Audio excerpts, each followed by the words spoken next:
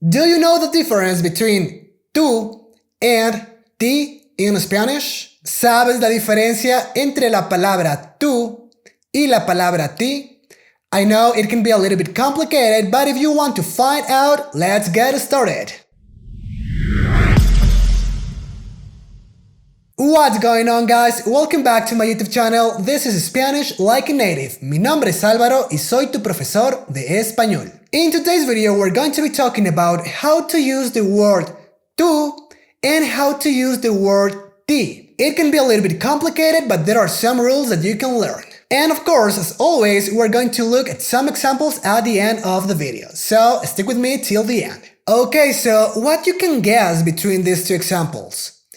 Este es tu carro, este es tu carro, and traje esto para ti. Traje esto para ti. This is your car, and I brought this for you.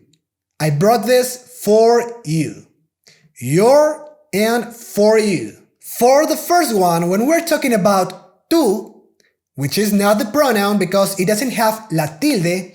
If you don't know what la tilde means, I highly recommend watching my last video. We were talking about the accent and stress in Spanish so you can pronounce words correctly.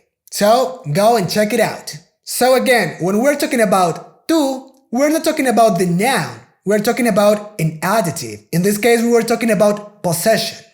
And in English, it means your. So, exactly the same way you use the word your in English, you have to use tú in Spanish.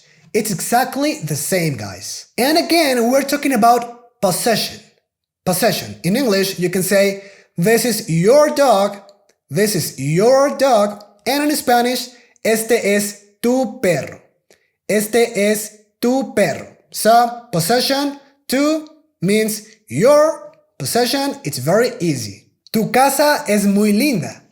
Tu casa es muy linda. Your house is nice. Your house is very nice. No destruyas tu vida. No destruyas tu vida. Don't destroy your life. Don't destroy your life. So, tú means your.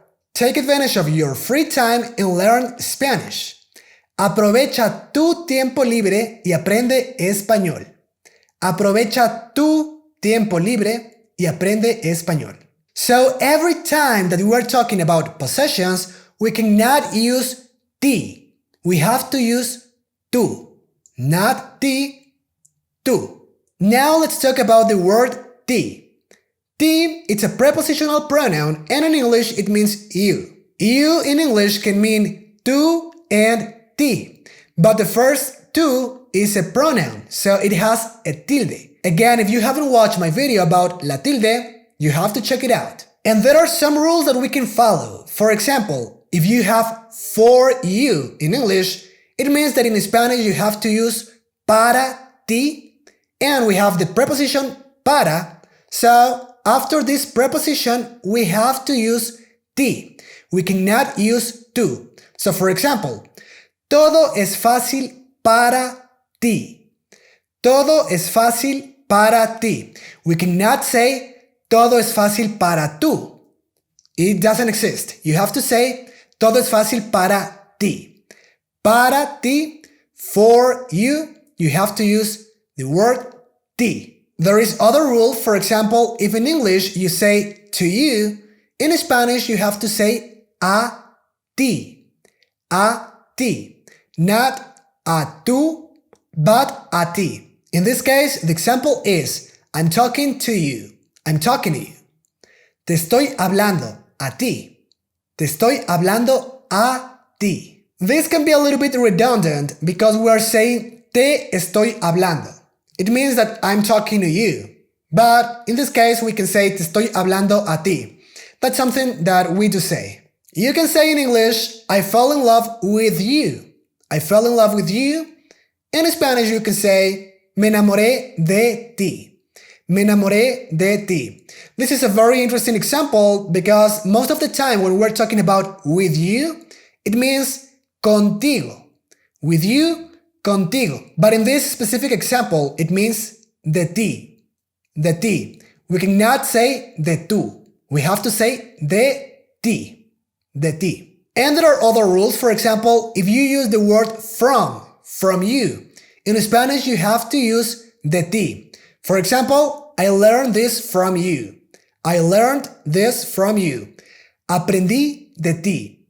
Lo aprendí de ti. And of course, in Spanish, like a native, as always, we're going to practice everything that we are learning right now, so you can master it. The instruction in this case, you have to complete the gaps with tú or ti. So remember what we learned. And the first example is trabajo es muy pesado.